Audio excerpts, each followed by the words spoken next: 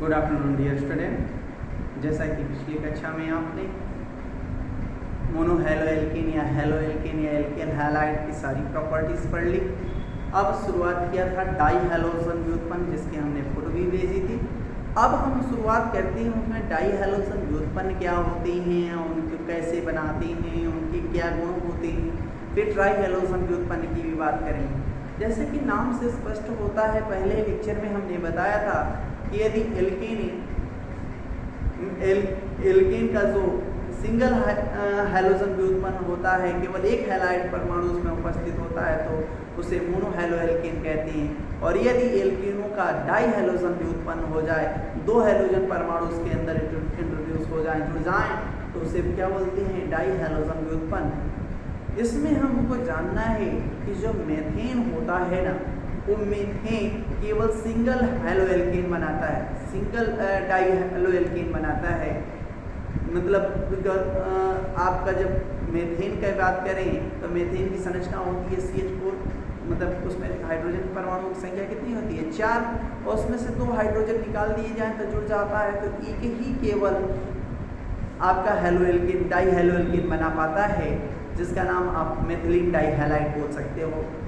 और लेकिन अन्य जो एल्केन है ना, जैसे कि एथेन है, प्रोपेन है, ब्यूटेन है, पेंटेन है, हेक्सेन है, ये सारे के सारे जो एल्केन हैं, इनकी जो डाई हैलोजन व्युत्पन्न की बात करते हैं तो कहता है कि एक ही कार्बन पे दोनों हैलोजन परमाणु जुड़ सकता है, अलग अलग कार्बनों पे हैलोजन परमाणु जुड़ सकता है। तो इनको 2 वर्गों में वर्गीकृत किया गया है, एक जेमिनल और दूसरा विसिनल। बात करते हैं, समझाते हैं, आपको समझने का प्रयास करें। कहता है ना, देखिए यदि एल्केनों की डाई हैलोजन व्युत्पन्न हो तो उन्हें डाई हैलो एल्केन कहते हैं। जैसे एग्जाम्पल के रूप में हम मीथेन की बात करते हैं।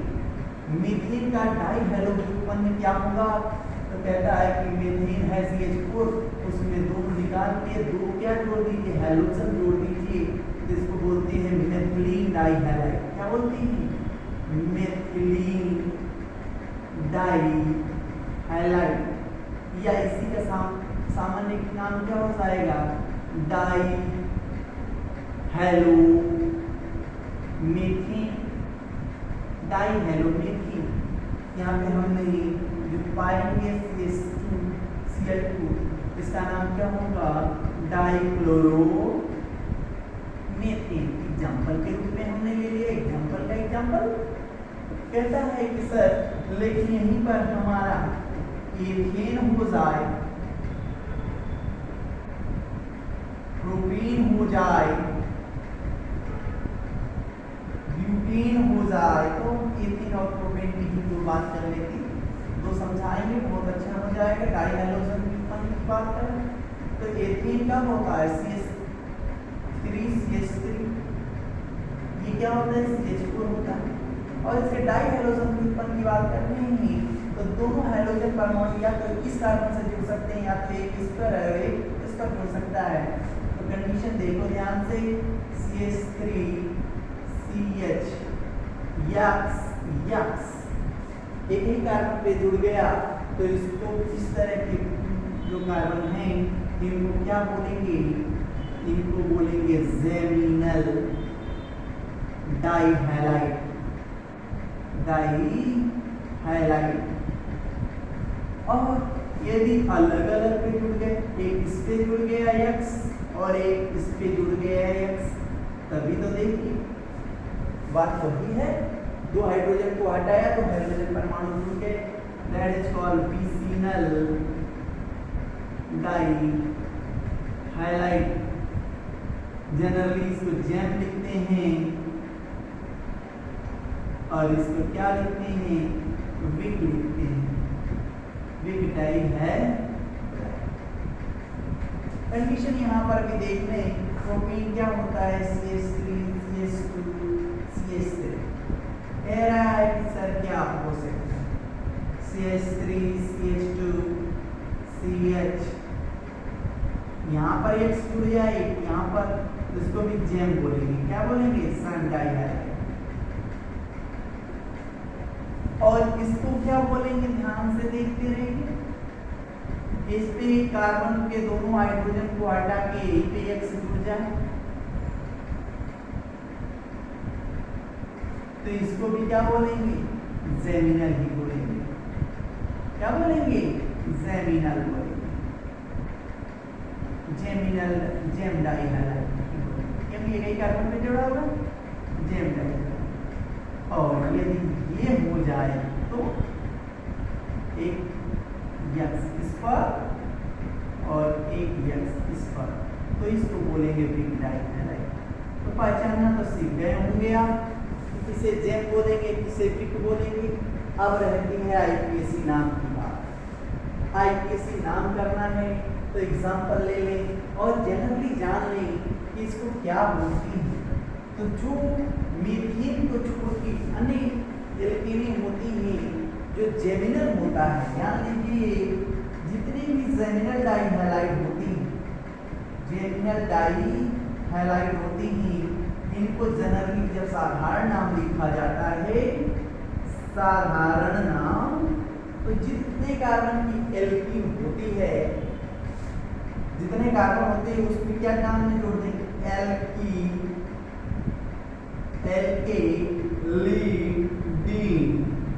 एल्केलिडीन डाइहैलाइड, साधारण नाम है। आईपीएसी तो बड़ा आसान है। और जो विसिनल होती हैं, विसिनल डाइहैलाइड, उनको बोलते हैं एल्कीन डाइहैलाइड। ये साधारण नाम है। यदि दो कार्बन का है तो एथीन डाइहैलाइड या एथिलीन डाइहैलाइड। यदि तीन कार्बन का है तो प्रोपेलीन डाइहैलाइड, ठीक है। और इसमें क्या होगा, एथिलीडीन डाइहैलाइड, प्रोपेलिडीन डाइहैलाइड, या आइसो है तो आइसोप्रोपेलिडीन, प्रोपेलिडीन देखिए आइसो है ये, आइसोप्रोपेलिडीन डाइहैलाइड, आइसोप्रोपेलिडीन बोला जाएगा तो प्रोपेलिडीन, ईडीन जुड़ेगा तो जेमिनल होगा। और केवल सिंपल सा एथिलीन, प्रोपेलीन, ब्यूटिलीन लिखा होगा तो आपका क्या होगा, विसिनल डाइहैलाइड होगा। इतना आप जान गए। अब आते हैं इनके आईपीएसी नामकरण।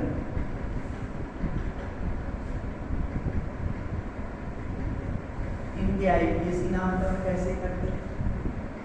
सपोज दैट हमने एक एग्जांपल CH2Cl2 लिया, आपने CH3CHCl लिया, Cl डबल लिया, आपने CH2Cl भी ले लिया, आपने CH2Cl लिया, आपने इसी का CH3CH2CHCl ले लिया।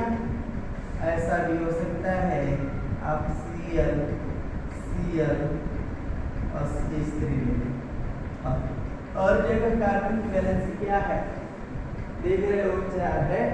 यहाँ पर भी 4, हर जगह 4 होनी चाहिए, क्योंकि यहाँ पर भी 4, 1 2 3 और एक हाइड्रोजन 4, यहाँ पर भी 4 है, यहाँ पर भी 4, हर जगह 4 होनी चाहिए। साधारण नाम में क्या हो जाएगा, इसका नाम तो मेथिलीन डाइक्लोराइड, मेथिलीन डाइक्लोराइड। लेकिन हमको तो पढ़ना है आईपीएसी, क्या नाम होगा आईपीएसी में, तो डाइक्लोरो, कितने कार्बन हैं, एक कार्बन, डाइक्लोरोमेथिल। यहाँ पर देखिए जहाँ पर क्रियात्मक समूह जुड़ा है वहीं से नंबरिंग करती है, 1 नंबर 2 नंबर, 1,1 डाइक्लोरो एथेन, क्योंकि हर जगह सिंगल बॉन्ड है। इसका नाम क्या होगा, इधर से भी चले, 1,2 डाइक्लोरो एथेन। इसका 1 2 3, तो 1,2 डाइक्लोरो प्रोपेन। इसका 1 2 3, 1,1 डाइक्लोरो प्रोपेन। इसका बोलेंगे क्या, 2,2 डाइक्लोरो, क्यों 1 2 3, 2,2 डाइक्लोरो प्रोपेन।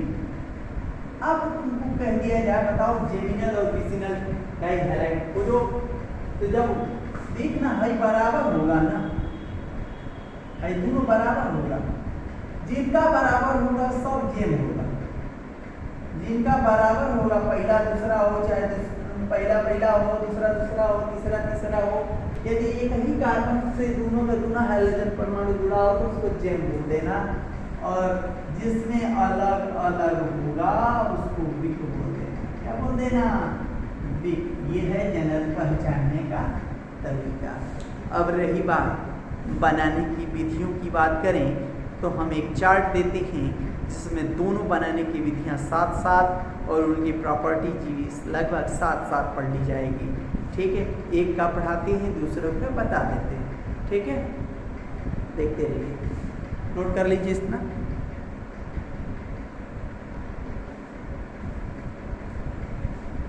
स्टूडेंट देखें ध्यान से, ध्यान आपको केवल डाइक्लोरोमेथिन, क्योंकि आपने पढ़ा ही है कि मेथिन का केवल एक डाइहैलो उत्पन्न होता है, उसका नाम है डाइक्लोरोमेथिन या डाइहैलोमेथिन। कैसे बनाते हैं उसको? तो क्लोरोफॉर्म का आप अम्लयुक्त जिंक और HCl एथिल अल्कोहल की उपस्थिति में आप चयन करा दीजिए क्लोरोफॉर्म का। क्लोरोफॉर्म का आप चयन कराने पर क्या बन जाता है? डाइक्लोरोमेथिन बन जाता है, HCl बाहर निकल सकता, आपका बन गया। लेकिन कहता है कि सर ये तो केवल मेथिन के लिए था, अन्य एल्कीनों के लिए तो दो आपने बताया है। अन्य एल्कीनों में एक जेमिनल होता है, दूसरा विसिनल होता है। तो जेम डाइहैलाइड कैसे बनाएंगे, विक डाइहैलाइड कैसे बनाएंगे? तो ध्यान से देखिए, कुछ रिएक्शंस हम देंगे आपको, ध्यान से देखिए। आप इसको देख रहे हैं एसिटिलीन है, क्या है ये? एसिटिलीन। कोई भी आप यहाँ पे एल्काइन ले सकते हैं, कोई भी एल्काइन ले सकते हैं। उसकी यदि HBr से क्रिया कराते हो तो सिंपल सा योग अभिक्रिया होगा, क्या बन जाएगा? CH2 डबल बॉन्ड CH हो जाएगा। अब देखो एक असममित एल्कीन बन गई, क्या बन गया? असममित एल्कीन बन गई। इसकी HBr से क्रिया कराओ और भी किस नियम के अनुसार? मार्कोनिकॉफ रूल के अनुसार। याद रखना है कि मार्कोनिकॉफ नियम के अनुसार कराएंगे तो Br परमाणु उस कार्बन परमाणु से जुड़ता है जिस पर उस युग्म बंधित कार्बन से जुड़ता है जिस पर हाइड्रोजन की संख्या न्यूनतम होती है। तो CH2 की जगह अब CH3 हो जाएगा। ये CH एक Br और दूसरा Br। ध्यान से देख रहे होंगे क्या बन गया आपका? जेमिनल एक ही पे कार्बन पे दोनों के दोनों हाइड्रोजन परमाणु जुड़ गए। यहाँ HCl HBr कुछ भी ले सकते हैं। कहता है कि सर जी एल्डिहाइड या कीटोन की क्रिया PCl5 फास्फोरस पेंटाक्लोराइड से कराती हैं तो भी आपका जेम डाइहैलाइड ही बनता है। ध्यान से देखिए, PCl3 या PCl5 का काम क्या होता है? तो PCl5 कहता है मैं ऑक्सीजन ले जाऊंगा, तो ऑक्सीजन को लेके POCl3 के रूप में निकल जाएगा। याद रखिए, हमने आपको बता दिया जब भी PCl5 आएगा ऑक्सीजन को खाएगा, POCl3 बना देगा। कंडीशन ध्यान से देख लिया आपने। तो दो इसके क्लोरीन बच गए, यहाँ से डबल बॉन्ड ऑक्सीजन निकला है ना, डबल बॉन्ड को निकला है, तो ये बंद खाली है, वहाँ एक Cl आके जुड़ जाएगा। क्या बन जाएगा? CH3 CH Cl Cl और POCl3 का प्रोडक्ट के रूप में निकल जाएगा। यहाँ पर भी सेम प्रोडक्ट ध्यान से देखिए, डबल बॉन्ड वो है ना, यहाँ पर CH3 double bond Cl single bond Cl और POCl3 क्या निकल जाएगा? रॉ प्रोडक्ट के रूप में निकल जाएगा। ये तो हुआ जेमिनल डाइहैलाइड बना। आती हैं विक डाइहैलाइड बनने पर। विक डाइहैलाइड की बात करें तो यहाँ पर एसिटिलीन लिया, यहाँ पर कह रहा है कोई एल्कीन ले लीजिए। क्या ले लीजिए? एल्कीन। हमने क्या लिया है? एथाइलीन लिया। एथिलीन की क्रिया क्लोरीन, ब्रोमीन, आयोडीन जिससे भी आपको करानी है करा सकते हो, किसी हैलोजन परमाणु से कराते हो तो सिंपल योग अभिक्रिया होती है, एक यहाँ पर Cl जुड़ जाता है और एक यहाँ पर Cl जुड़ जाता है, फ्री रेडिकल एडिशन रिएक्शन होता है और क्या बन गया, विक डाई हैलाइड बन जाता है, विक डाई हैलाइड, हैलाइड इसका नाम क्या हो जाएगा, 1,2 डाइक्लोरो एथेन। कहता है कि सर PCl5 का काम अभी आपने बताया ऑक्सीजन को खाएगा, तो PCl5 एक अणु एक ऑक्सीजन को दो अणु दो ऑक्सीजन को खाएगा, क्या निकल जाएगा प्रोडक्ट POCl3 तो बाहर निकल जाएगा, फिक्स हो गया। 2 को H बचा ना तो 2HCl भी बाहर निकल जाएगा। अब ध्यान से देखना, जो बचा यहाँ जोड़ दो तो CH2 का Cl जुड़ जाएगा, इस CH2 के साथ भी क्या हो जाएगा, Cl जुड़ जाएगा, समीकरण देखेंगे संतुलित हो जाएगा। 5 गुना के 10 क्लोरीन ना, देखो 3 गुना के 6 8 10 क्लोरीन, समीकरण संतुलित है। इसका नाम क्या है, एथिलीन ग्लाइकॉल, इसका नाम क्या है, एथिलीन ग्लाइकॉल। एक आप एथिलीन से बना लिए और दूसरा एथिलीन ग्लाइकॉल से विक डाई हैलाइड बना लेंगे, इसको नोट कर लीजिए, इसकी प्रॉपर्टी पढ़ाते हैं।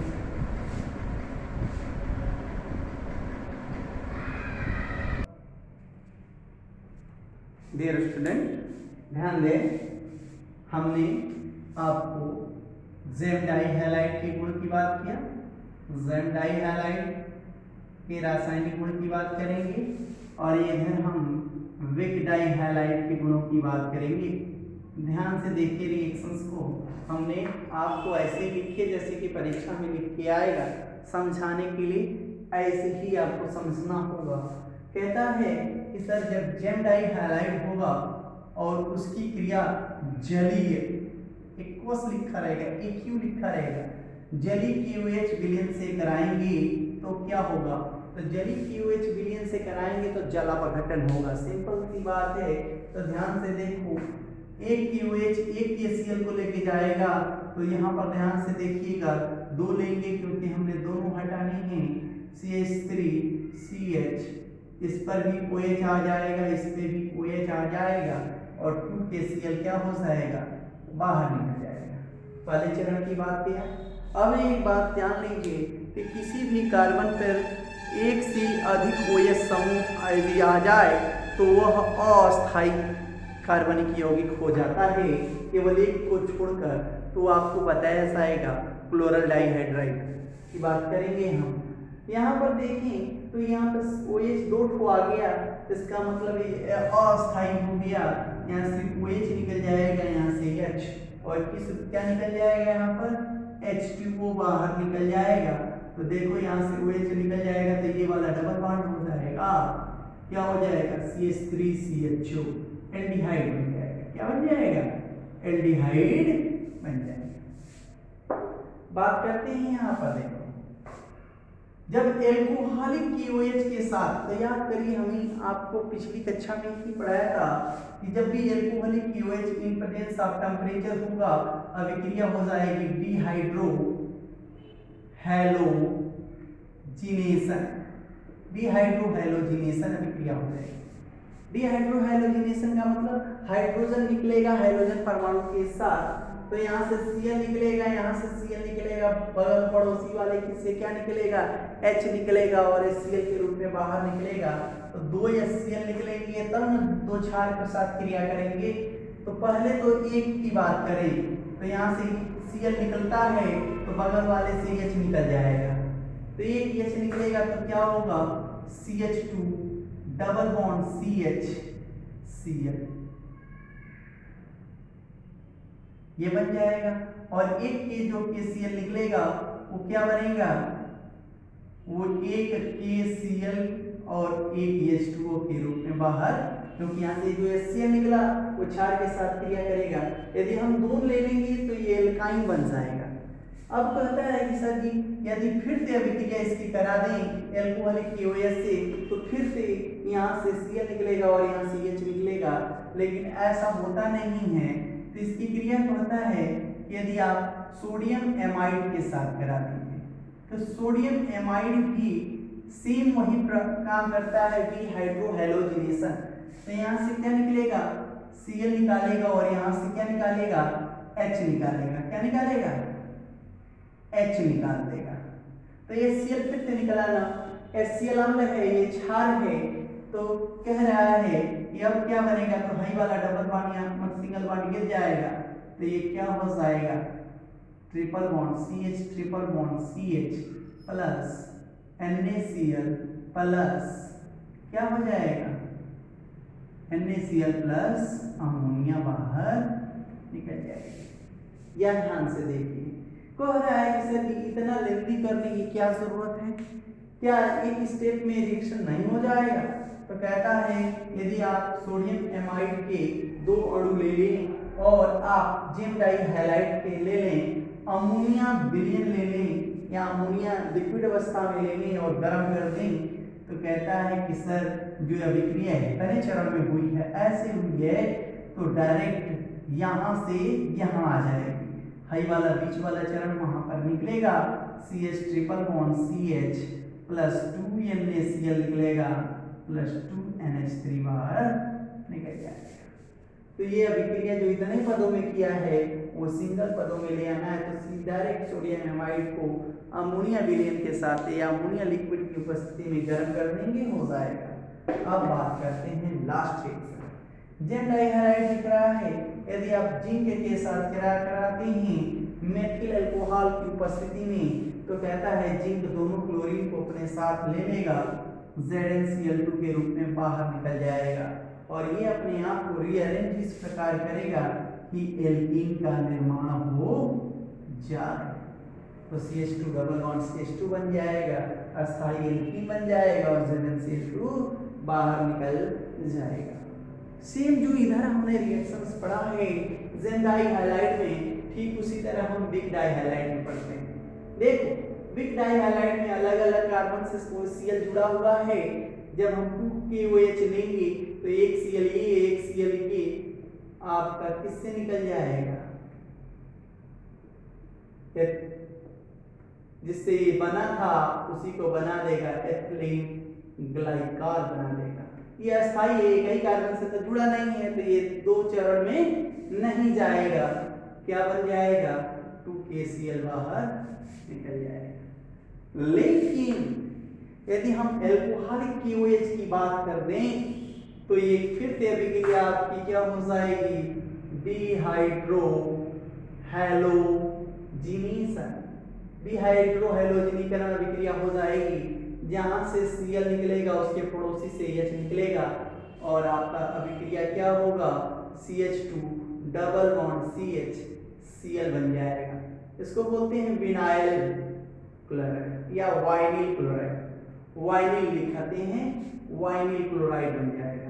और वाइनिल क्लोराइड की फिर से बात करें, यही वाला रिएक्शन है, सेम सोडियम एमाइड के साथ गर्म कर देंगे तो क्या बन जाएगा, एल्काइन बन जाएगा, NaCl बाहर निकल जाएगा और अमोनिया बाहर निकल जाएगा।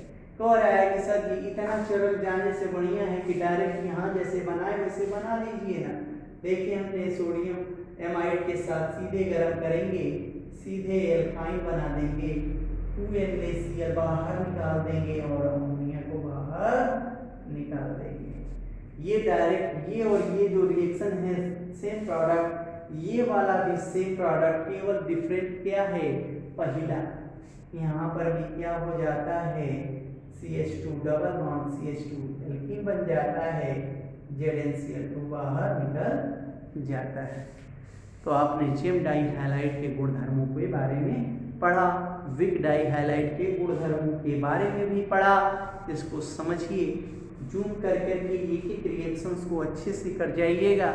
हमने इसकी फोटो भेजी थी, वहाँ से भी पढ़ लीजिएगा, मिल जाएगा आपको सब कुछ। बात करते हैं ट्राईहैलोएल्कीन। ट्राईहैलोएल्कीन को जनरली हम हैलो फॉर्म कहते हैं। तो इसकी बात इस क्लास के जस्ट बाद नेक्स्ट क्लास में करते हैं। आज के लिए इतना ही, धन्यवाद।